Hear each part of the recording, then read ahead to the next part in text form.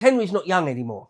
No, he's in his 40s, mid-40s by this point, and also because of his jousting accident, he's getting obese and ugly. Right, he's not the young, muscular stallion that he was in his youth. Right, he's not a desirable man anymore, really, in any way. Yeah, you know, and he's got his son as well. He's got a son. Yeah, who obviously everyone hopes survives into adulthood, but so it's not like he's young and he just wants to sow his wild oats. It's not like he needs a wife to sire a male heir. Nonetheless, everyone's saying to him, especially Thomas Cromwell, you need to get remarried though. The state still needs you to have a wife. You do need a wife still though. It's sort of, for a few different reasons, it's impolitic to remain a bachelor. And he's not particularly up for it, is he? Like, he's not breaking his neck. No. After Jane Seymour, he's not like, oh, I need to get the next one. Let's go. He's not like that, is he? No, he's not actually, uncharacteristically. But obviously you've got all sorts of enemies arrayed against him on the continent. You know, you've got Charles I in France, and you've got Charles V, of course, of the Habsburg Empire, you know, which is an enormous territories at this point as well. So Henry needs allies, right? He needs allies. And so, Cromwell pushes. It's Cromwell's push that, well, there is this Duchy of Cleves with this sort of confederation of Protestant... Sort of ultra-Protestant. Yeah, that might be sympathetic, that could possibly be sympathetic to you. And so, they... I mean, there are lots of different prospective brides. But the fact of the matter is that also, I think it's probably just worth lingering on for a second, that Henry killed his wife. He killed Anne Boleyn. I genuinely... I might be wrong, and please, if you know some in the comments, do correct me. But I can't think of a single other time or example in medieval history of when a king has legally executed his wife. I don't know, and if there are, they're not common, right? It's a remarkably rare thing to happen. I mean, even Henry II only locked Eleanor of Aquitaine up. Right. He didn't actually kill her. Yeah. Right. So Henry, sounds like a bit of an obvious point, but like Henry's international reputation. Thank you. At this time is in absolute tatters, and no one really wants anything to do with him because everyone thinks he's a monster, and no bride would want to take him because they'd be in fear for their lives.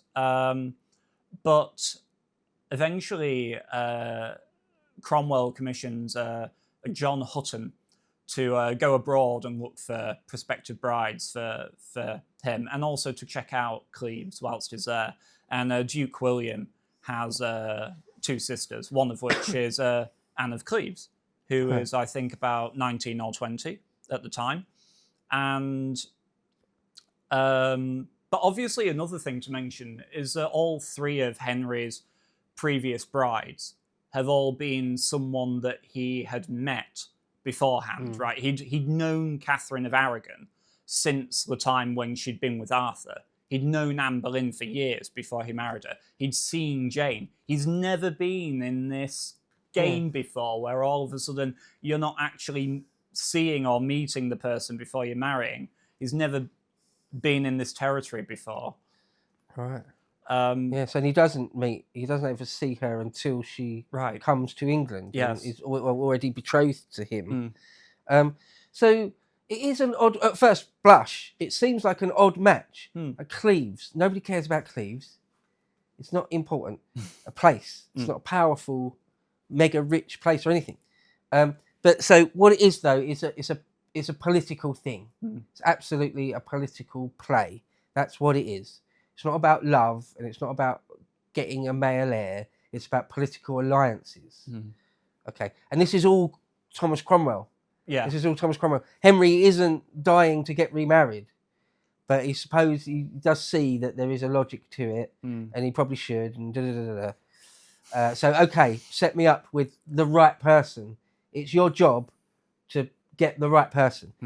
And it's sort of, I say at first blush it's an odd, but even when you look deeper into it, I've always thought it's still odd. Cleves is so insignificant.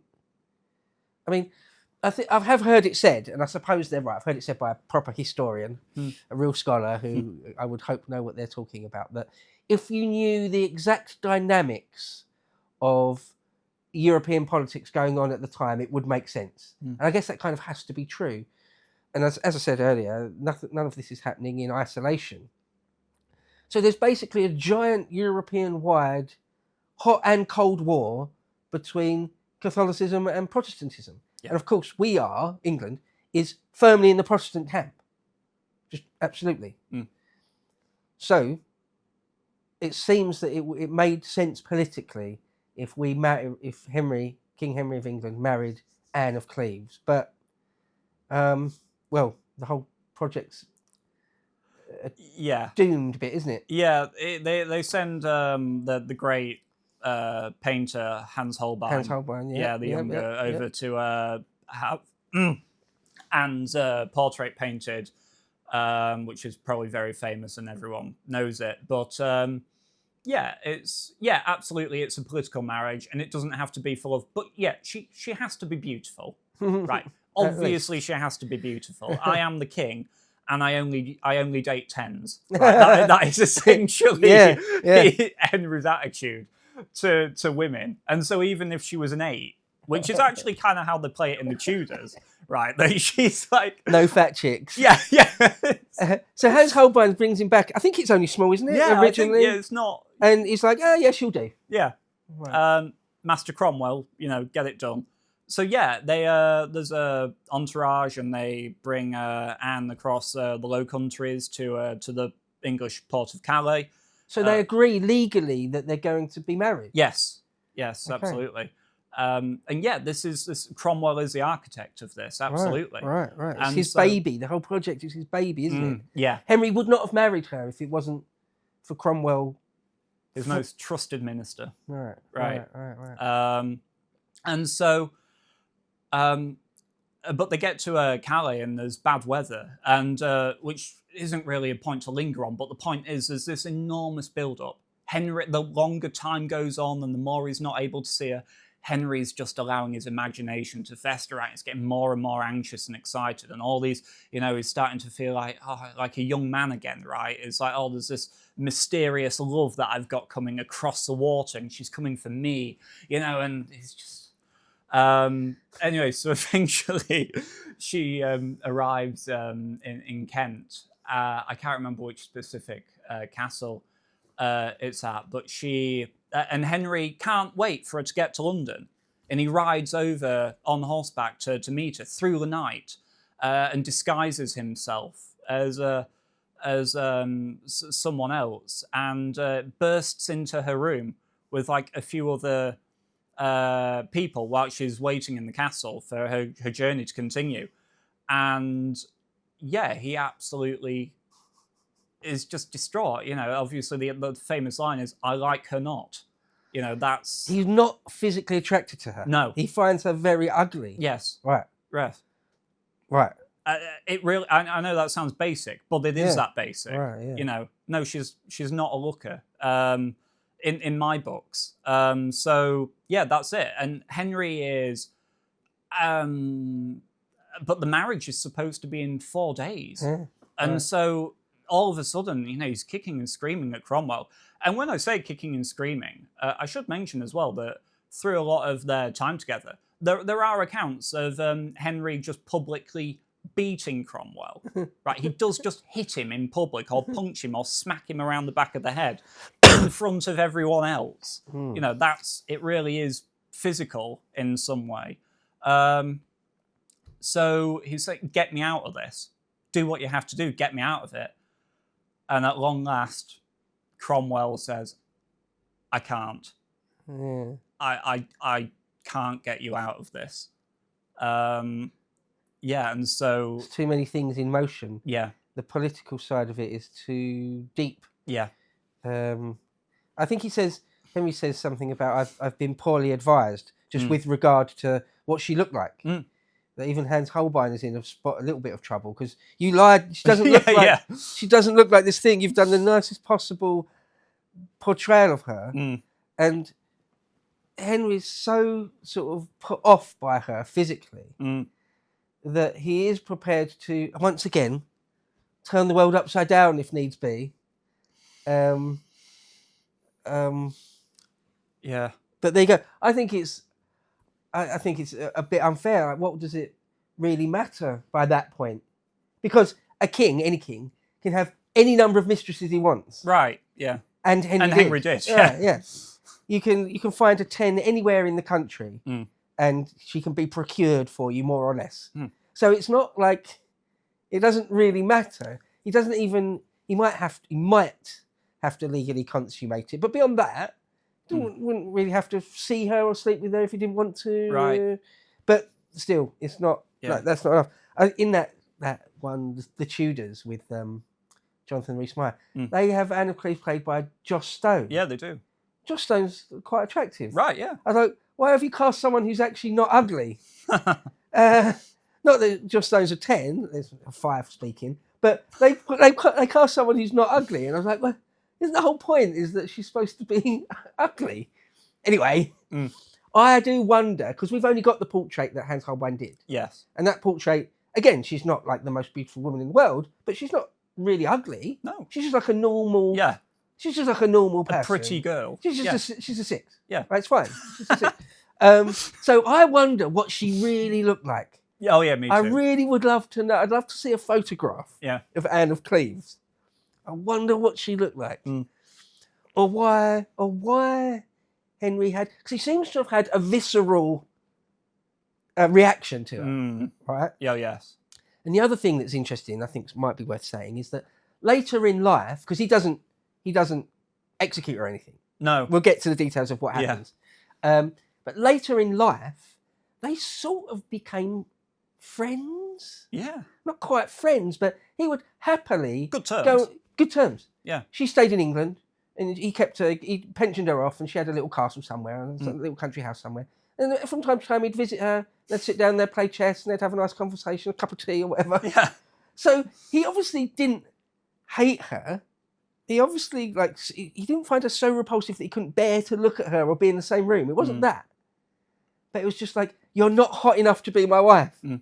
It's a weird reaction. It really is weird, I think. I totally agree. There is maybe just one other thing as well in this that perhaps Anne struggled with as well, or, that could have helped in her favour had she. But obviously, she is foreign, right? And she barely speaks English. Yeah. So, whereas normally, okay, maybe I'm not the best looking, right? But I have a bit of charm, or I'm witty, or, I have a good way of talking, but they couldn't communicate in that way either. So she couldn't even sort of compensate for it by just being good company until very later, as you said, when her English improved. Yeah, but, that's true. So there's that.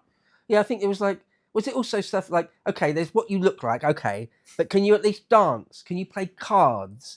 Can you do this and this and that? And I think it was like a no to all of them, more or less. Yeah, she Can we even have the simplest of conversations? No. Yeah. So it's like, you're giving me nothing. I'm getting nothing here. Work with me. So yeah, it's unfortunate, and but they do get married. Yeah. Thomas Cromwell can't stop. The events are in motion. Yeah. So they get married. Yeah.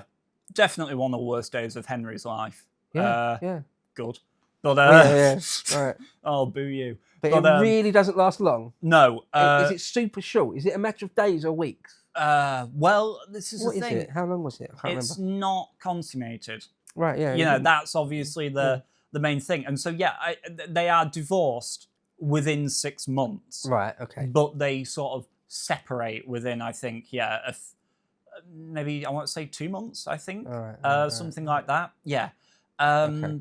But the thing is as well that obviously this lack of consummation is more than the divorce, which Cromwell actually eventually achieves, is the thing that leads to Cromwell's downfall. Because then, all of a sudden, again, Henry and that mountainous ego we referred to earlier Did you hear Henry couldn't get it up? Oh, Did you right, hear yeah. that Henry, the king, couldn't perform? Right. And so now it's court gossip that Henry's crap in bed, basically. And that's the sort of thing that would send him apoplectic. Yeah. Right? Right. Because the divorce is not, just get Cranmer in here. I need another divorce. That's not a problem, right? Yeah, right. You don't have to go through all the rigmarole of dealing with Rome or anything. Just get Cranmer in here, sign what we got to sign. That's okay. But the whole thing is embarrassing. Yeah. It's like, Cromwell, perhaps your most important role is to not embarrass me. That's perhaps the most important thing above everything.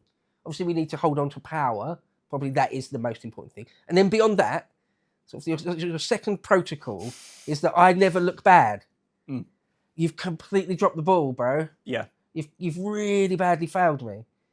To watch the full video, please become a premium member at lotuseaters.com.